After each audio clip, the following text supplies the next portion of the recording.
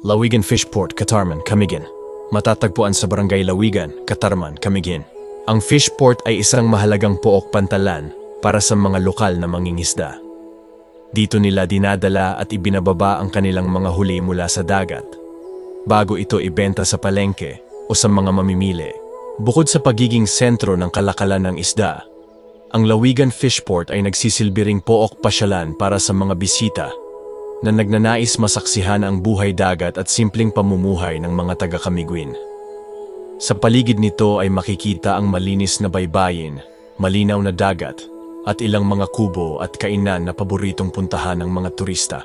Ang pamayanan ng Lawigan ay kilala sa masisipag at matulunging mangingisda, na sama-samang bumubuo ng kanilang asosasyon upang mas mapalago ang kabuhayan.